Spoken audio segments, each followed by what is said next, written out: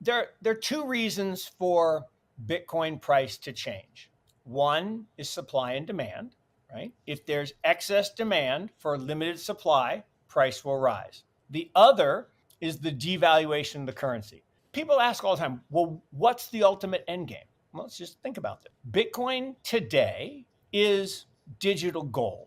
So 6 trillion, that's 5x from here in the bank. Making 5 times your money from here in the bank. You can call me on it. Okay. So that's like 400K. Easy. I mean, like super easy. Bitcoin, the world's largest asset by market cap, experienced a notable price rebound on Monday, nearly hitting $73,000 per coin before settling just below $71,000.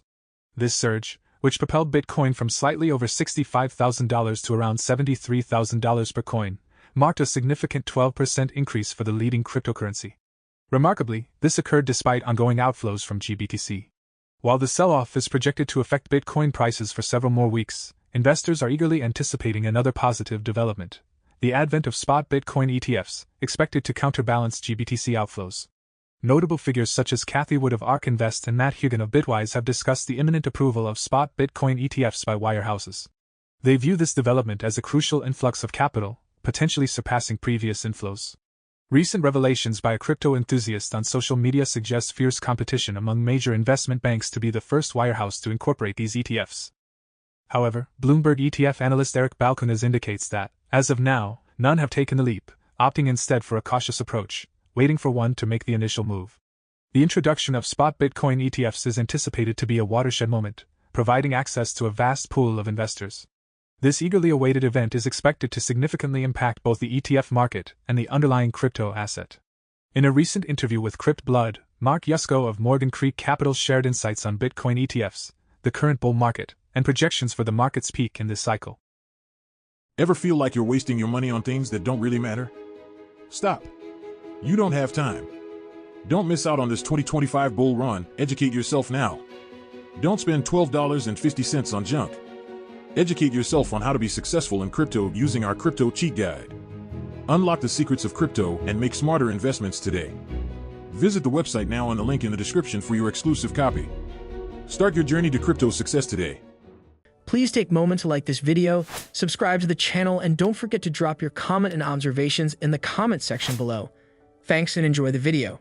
I actually never felt that the ETF was for the big institution, right? It doesn't mean that they wouldn't use it, but ETF it's a retail, it's a retail product. Yeah, it's for the individual investor. And really what it was for was not the Robinhood crowd and not the meme coin traders and the day traders. It was for, again, it's a boomer wrapper. It's for the boomers whose money has been kind of abdicated to a financial advisor. And the financial advisor works at one of these big platforms, UBS, Merrill Lynch, etc. And that total dollars is about 30 odd trillion. It's a lot. And I kept saying that, look, once the ETF was approved, at a bare minimum, right away, 10 basis points was going in. So that's, about $30 billion. And we've had about half of that so far.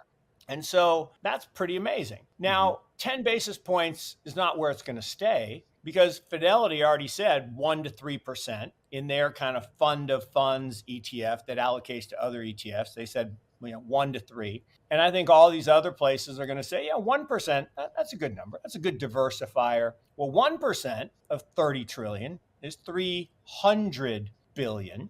That's more money than has ever gone into Bitcoin since day one. Yep. Just let that sink in for a second. 300 billion is more fiat than has ever been converted into Bitcoin. And yes, Bitcoin's market cap today is 1.3 trillion, but 1.3 trillion didn't go in. It was a very small fraction of that, somewhere in the 200 something billion dollars, and the rest is appreciation. What's going to happen, in my opinion, is the halving is going to occur. The fair value is going to increase, because that's what happens when the halving occurs. The fair value goes up because the price needs to adjust to support the miners. Now, in this cycle, the fair value probably doesn't go up as much as previous cycles, because we have this this pre-halving event of the ETF, which boosted the price closer to fair value, so that most of the miners are doing okay right now. But the fair value is probably going to go up to, call it, 75-ish K would be my estimate. In a normal cycle, then the leverage comes in and it pushes that to 2.3, 2.4 times. Well, there's not as much leverage now because, they got rid of CZ at Binance, so that's not as much leverage. And they got rid of some of the old bad actors in terms of the leveraged lenders.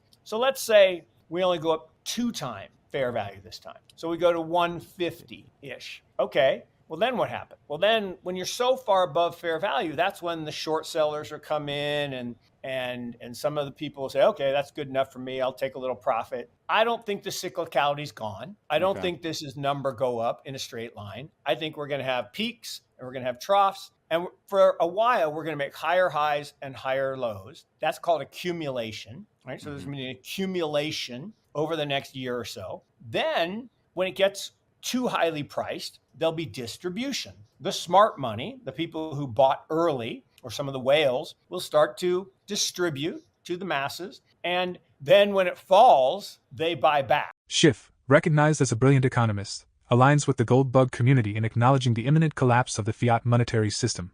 He perceives the fragility of the financial infrastructure, exacerbated by relentless money printing by central banks, hastening its demise. Additionally, Schiff comprehends the dire implications of unchecked inflation, highlighted by the staggering growth of the United States debt at an unsustainable pace, surpassing $1 trillion every 100 days. However, his conviction falters when it comes to envisioning gold as the cornerstone of the future monetary system, contrary to the perspective advocated by macro analyst Lynn Alden in her book Broken Money. While Schiff grasps the systemic challenges facing modern finance, he fails to embrace the potential of technological advancements to reshape our monetary landscape. Unlike other facets of life such as technology, medicine, education, and warfare, which have undergone revolutionary transformations, our monetary system remains largely antiquated. Despite significant shifts occurring over... Is it the last big increase, like multiples? Kinda. And if you think about it, look, when it went from 0.003 cents to $1, that was a miracle, right? That was the miracle of Bitcoin. That it survived like the startup phase, the science experiment. Getting to $1 was the miracle. Right. Then running from $1 to $10, that's amazing. 10 times your money. But then it fell 80%. Then it went from $2 to 300. Oh my gosh, 150 times. And then it fell to like 186 or something. Then it went to 1,000. And then it went back down to 200. And then it went to 20,000. And then it went back to 3,000. So going from 1,000 to 20,000, just math, right? 20,000 20 times is a lot harder than 1,000 to 20,000. Right. And so from 68,000 to go up tenfold, I think it will happen, but it's going to take much longer. It won't be in this. Yeah, right. It's going to take much longer. And look, people ask all the time, well, what's the ultimate end game? Well, let's just think about it. Bitcoin today is digital gold. Now, Michael Saylor wants you to say it's digital property. Ultimately, I believe that, right? Okay. Today, it's digital gold. What is gold? Gold is money. Money is an asset that exists in the absence of a liability. Total, and this is where people make a mistake. They say, well, total market cap of gold is 12 trillion. So the equity market cap, we're going up 10x from here.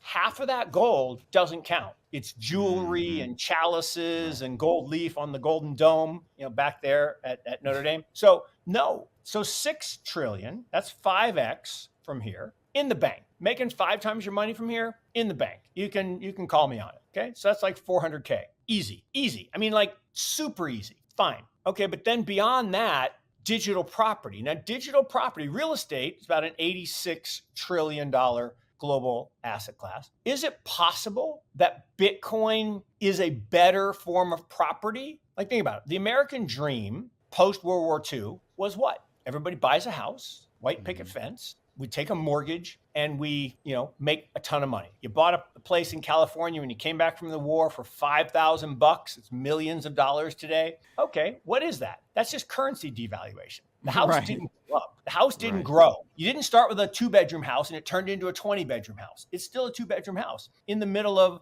a neighborhood that may have deteriorated over 50 years. It's not that the thing got better, it's that the money got worse. Right. So if you put money into Bitcoin today and the money keeps getting worse, then it's going to go up. And that's why I say all the time, one Bitcoin's one Bitcoin. Will always be one Bitcoin. It'll be that 2-bedroom house. But the average person today feels priced out of the housing market, but they can own Bitcoin. Schiff's argument against Bitcoin hinges on its potential to eventually plummet to zero. He finds solace in the notion that Bitcoin and other cryptocurrencies undergo significant downturns during bear markets, eagerly anticipating the day when Bitcoin's price will collapse during a bear market and remain stagnant indefinitely. This attitude is akin to the popular grandma, "It's time for bed" meme, portraying Schiff patiently waiting for Bitcoin's demise since 2013 when he urged people to disregard Bitcoin's value below $100 in favor of gold at $1,700. However, over the following 11 years, gold has failed to surpass $2,200, while Bitcoin has surged above $72,000. Despite this, Schiff persists with his belief that Bitcoin will crash irrecoverably, clinging to the same arguments year after year. For more Daily Dose Crypto news, check out these 2 awesome videos on your screen. Click now and we will see you on the next video.